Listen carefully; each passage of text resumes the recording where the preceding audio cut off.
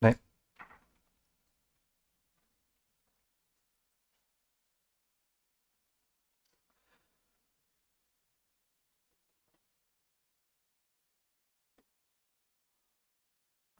하나, 둘, 셋, 하나, 둘, 셋.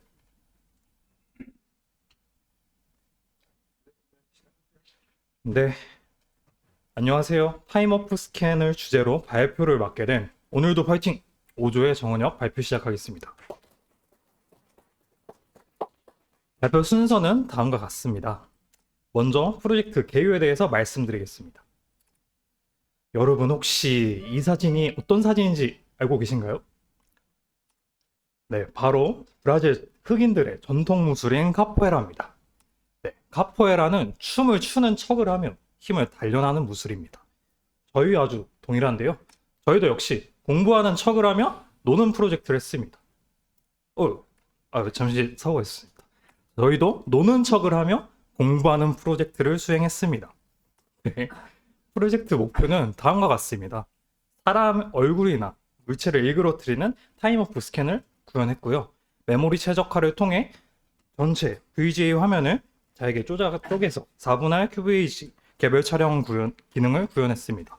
그리고 시간을 멈추는 스캔의 방향을 설정할 수 있도록 버튼 구현을 했고요. 마지막으로 저희가 좀 더 다채롭게 놀 수 있도록 소벨 필터와 프레임 이미지를 추가했습니다. 말로만 들으면 어떤 의미인지 와닿지 않는데 짧게 힌트만 드리면 이렇게 파란 선이 내려오면 시간이 멈추는 효과를 구현했습니다. 네, 진지하게 학술적인 의미로 연구했습니다. 개발 환경은 다음과 같습니다. 그리고 프로젝트를 진행하면서 관련된 이론들을 짧게 설명해 보겠습니다. 먼저 VJ입니다. 픽셀은 왼쪽에서 오른쪽, 그리고 위에서 아래로 순차적으로 RGB 데이터를 출력하고요. 근데 각 라인의 출력이 끝나면 준비 기간인 리트레이스 시간을 가져야 합니다. 그리고 이 리트레이스는 이렇게 싱크 신호가 이제 양옆에 프론트, 백 포치로 재정비 시간을 가지게 됩니다. 다음으로 저희가 사용한 카메라 OV7670입니다. 먼저 피클락에 따라서 픽셀 출력을 하고요. 그리고 이제 이 한 라인에 대해서 유효한 데이터인지 알 수 있게 해주는 호리젠탈 레퍼런스 값이 있습니다. 그리고 특징으로는 이제 한 픽셀 RGB 데이터에 대한 값이 두 번에 걸쳐서 전송하게 되는데요. 이때 RGB는 각각 565비트고 저희는 이제 444로 이제 슬라이스하여 사용할 예정입니다. 이제 이 카메라를 동작시키기 위해서 프로토콜이 필요한데요. 이 SCCB가 있는데 이건 I2C 기반으로 I2C와 아주 흡사합니다. 그래서 스타트 신호 완전 똑같고요. 그리고 이제 슬레이브 신호가 있습니다. 이제 0x42가 공통적인 이 슬레이브의 신호고요. 이제 0x42가 들어오면 이 레지스터에 입력할 수 있게 어드레스를 넣어주고 이제 데이터 값을 넣어주게 됩니다. 이렇게 신호가 맞추는데 이제 스탑 프로토콜도 역시 동일한 걸 확인할 수 있습니다. 그래서 저희가 이제 데이터 시트를 보면서 어떤 기능이 있나 봤는데 먼저 거울 모드를 사용했습니다. 저거가 반전돼서 되게 불편했는데 이렇게 1, 2 주소에 이제 1 값을 넣어주면 좌우 반전을 할 수 있고요. 그리고 이제 추가 기능으로 노이즈 제거 기능이 있었습니다. 이 기능을 이용해서 좀 더 화질 개선돼서 재미있게 프로젝트를 진행할 수 있었습니다. 다만 주의할 점이 있습니다. 예, 저희는 이제 보통 클락을 이제 틱으로 만들었는데 그 익숙함에 속아 이제 데이터 시트를 보지 않고 50%로 맞추지 않으면 해당 화면처럼 오류가 발생합니다. 그래서 이렇게 이쁘게 듀티 레이시오를 50%로 맞추면 정상 출력하는 것을 확인할 수 있습니다. 그래서 SCCB가 없을 때 카메라 화면이 이렇게 예쁘게 나왔습니다. 다음은 모듈 설명 및 동작 원리입니다. 전체 블록 다이어그램인데 저희가 프로젝트를 진행하면서 수정하거나 추가한 모듈만 간략하게 설명하겠습니다. 먼저 파란 선을 만드는 라인 카운터입니다. 버튼 디바운스 입력을 받으면 이제 카운터에 의해서 파란 선이 증가하게 되는데요. ASM은 다음과 같습니다. 이제 높이 값까지 출력을 하게 되면 멈추게 됩니다. 그 다음은 프레임 버퍼인데 특이한 점이 하나 있습니다. 바로 프레임 버퍼가 4개 있는데요. 저희는 이제 4분할 촬영을 하기 위해서 그 각각의 4분할에 해당하는 프레임 버퍼를 4개 만들었습니다. 그리고 이제 스위치가 액티브 신호를 하는데 스위치 신호에 해당하는 프레임 버퍼만 작동하게 됩니다. 그리고 ISP 부분에는 이제 앞서 말한 필터 부분 그리고 사진 프레임 부분이 스위치로 조작할 수 있게 해놨습니다. 그래서 이제 동작 알고리즘, 프리즈 동작 알고리즘을 설명하기 위해서 기본적으로 프레임 버퍼는 다음과 같이 상하, 좌우, 상하 이렇게 데이터가 저장하게 되는데요. 다만 이때 주의할 점이 하나 있습니다. 이제 베이시스 3 보드는 메모리가 상당히 부족합니다.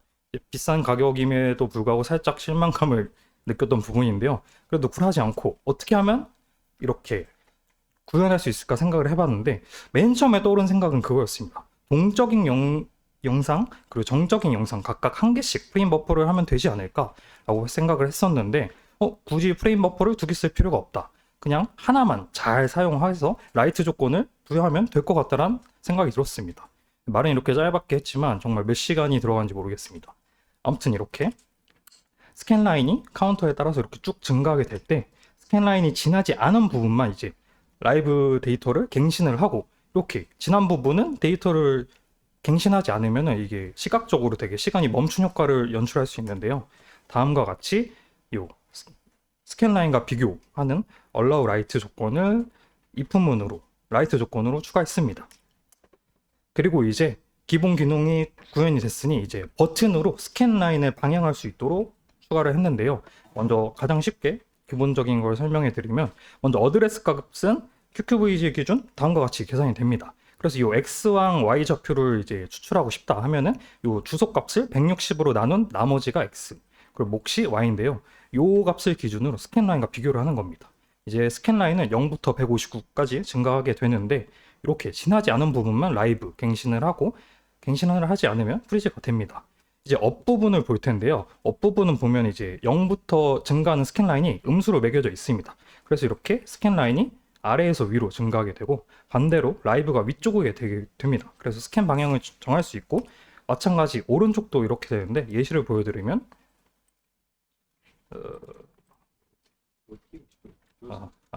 네. 이렇게 되면은 이렇게 그래서 좀 더 잘생겨진 모습을 볼 수 있습니다.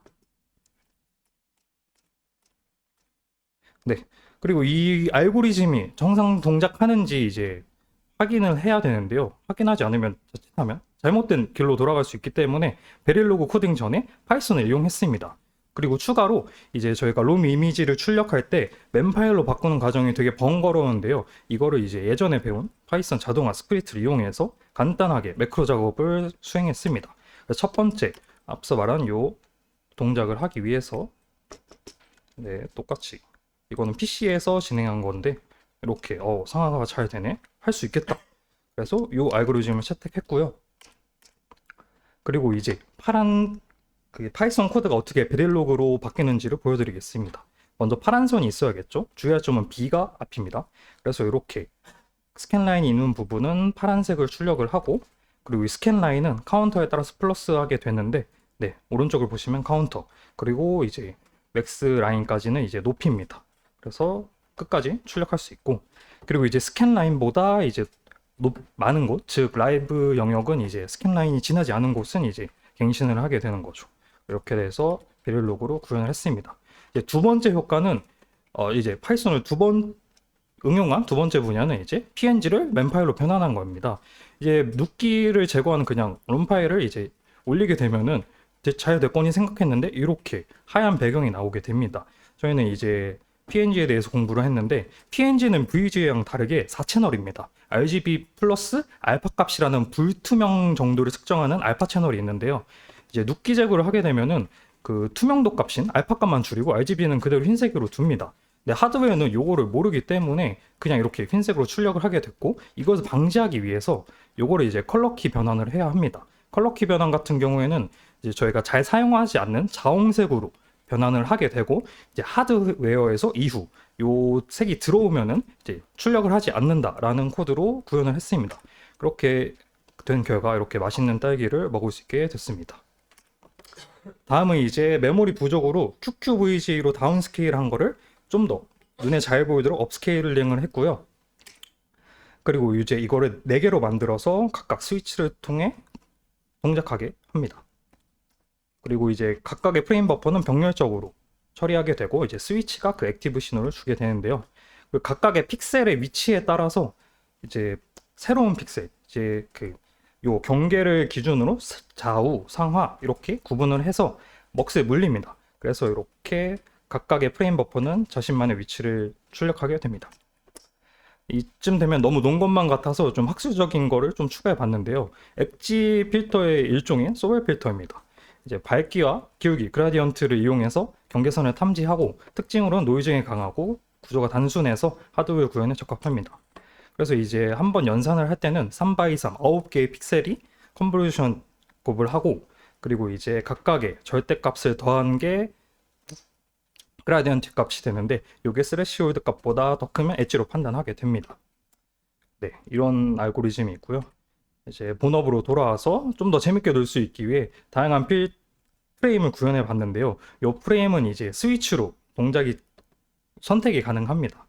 그래서 이렇게 재밌게 놀아봤고 다음은 동작 영상을 보겠는데 저희가 약간 재미있게 쇼츠 컨셉을 유지하기 위해서 QR 코드를 만들어 놨습니다. 동작 영상뿐만 아니라 한 10개 넘는데 여기에 채널 들어와 주셔서 구독과 좋아요는 눌러주시면 감사하겠습니다. 그럼 동작 영상 보겠습니다.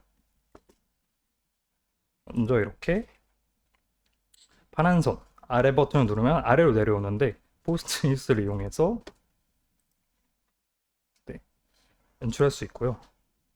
그리고 이제 4분할 모드에서는 각각 스위치로 조작이 가능합니다. 그래서 스위치 1, 1 세팅으로 4분면을 선택했고 이렇게 좌우로 늘어나는 필터를 이용해서 플로팅에 성공하는 모습입니다.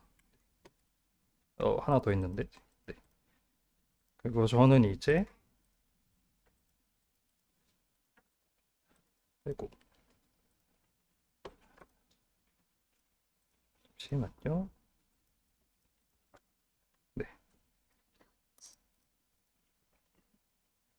이 시간을 이용해서 저희 쇼츠 좀 봐주시면 감사하겠습니다. 재밌는 게 더 많습니다.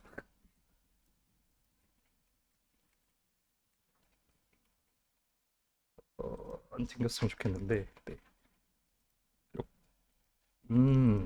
네. 미공개 영상을 쇼츠로 확인해 주시면 감사하겠습니다. 네.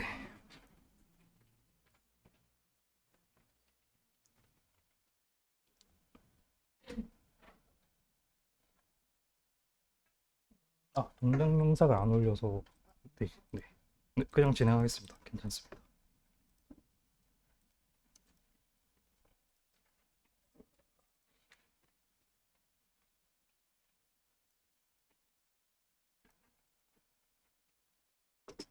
다음은 고찰입니다. 아까 말씀드렸던 롬 이미지 출력에 대한 건데요. 이제 저희가 맨 처음에 눕기를 땄을 때는 눕기 툴이 보시면 이제 이미지의 경계를 보시면 살짝 딸기를 시켰는데 탕후루가 온 느낌인데요. 보시면은 그 눕기 툴이 이미지의 자연스러운 복원을 위해서 경계에서는 이제 그라데이션으로 알파값 처리를 합니다. 근데 이제 아쉽게도 하드웨어는 이걸 잘 모르기 때문에 알파값이 들어왔네? 흰색으로 출력해야겠다. 그래서 이렇게 흰색이 나왔는데 저는 이제 이거를 파이썬 코드를 이용해서 이제 어중간한 불투명한 알파 값을 200 이하인 애매한 반투명한 값을 과감하게 절삭했습니다. 그래서 이렇게 몸에 안 좋은 탕후루가 아니라 몸에 좋은 딸기를 먹을 수 있게 됐고요. 그리고 두 번째로 알고리즘을 맨 처음에 잘못 선택했었습니다. 이제 프리즈와 라이브 각각 한 개씩 프레임 버퍼를 사용해야겠다 했는데 그리고 이제 그 먹스 연산 그리고 비교기를 통해서 이제 각각 하나씩 출력을 하면 되겠다 생각했는데 이제 결과를 해보니까 이제 B램이 144%나 사용했습니다. QVG인데도. 그래서 이거를 개선해야겠다 해서 이제 머리를 팀원들과 감싸고 고민한 결과 이제 프레임 버퍼 하나만 사용해서 아까 말한 알고리즘 스캔라인 아래는 갱신 위에는 안 한다 이런 알고리즘을 통해서 이제 B램을 절반 하나 두 개에서 하나를 줄였기 때문에 약 49.3% 절반에 해당하는 B램 상대 감소량을 확보했습니다. 그 QVG 하나가 됐다면 이제 그걸 또 쪼개서 QVG 4개랑 동일한 성능을 내겠죠. 그래서 이 기능 이렇게 분할을 해서 4분할 기능을 구현을 했습니다. 생길 것 같은데. 그래서 4분할 기능을 통해서 이렇게 재밌게 놀 수 있었습니다. 그 결과 이렇게 뭔가 난간에 갇힐 때마다 그 알고리즘 최적화를 통해서 램을 확보할 수 있었고, 거기에 이어서 바로 추가적인 기능을 통해 이렇게 아주 보드한테 미안하지만 메모리를 아주 알차게 사용한 부분입니다. 그 다음에 세 번째로는 소벨 필터를 구현하는 과정에서 대각선 노이즈가 발생했는데요. 그냥 넘어가겠습니다. 이제 분석해 본 결과 이제 소벨 패턴은 이제 3x3의 파이프라인으로 구성됨에 따라 그 좌표를 맞게 딜레이를 줘야 됐습니다. 근데 그걸 주지 않아서 그렇게 노이즈가 발생했었는데, 이거를 이제 클럭에 따라서 3x3 시프트 연산을 했습니다. 그 결과 딜레이가 제거됐습니다. 마지막으로 이제 느낀 점을 설명할 텐데요. 정말 아까 그 알고리즘 떠올리는데 모든 휴일을 반납한 결과 이구동성으로 다 한 가지 말을 했습니다. 하드웨어 메모리 한계와 리소스 최적화, 이게 키포인트였는데요. 저는 그 와중에 이제 그 헤맨 시간들을 어떻게 하면 좀 더 줄일 수 있을까를 고민했는데, 베릴로그 코딩 전에 파이썬으로 먼저 검증을 하는 것이 그래도 좀 더 급할수록 돌아가는 말이 있듯이, 그렇게 먼저 구조를 설계하고 문제를 분석하면은 문제를 해결할 수 있는 그런 습관을 가질 수 있을 거라 생각했습니다. 네, 다른 부분들도 자료를 공유할 테니 봐주시면 감사하겠습니다. 네, 마지막으로 정말 프로젝트 동안 빨간 날과 주말이 많았는데요. 이제 프로젝트를 위해서 이제 쉬는 날을 다 같이 반납하고 열심히 프로젝트에 힘써준 우리 조원들에게 감사의 말씀드리면서 발표를 마무리하겠습니다. 네, 저희의 노래는 여기까지였습니다. 감사합니다.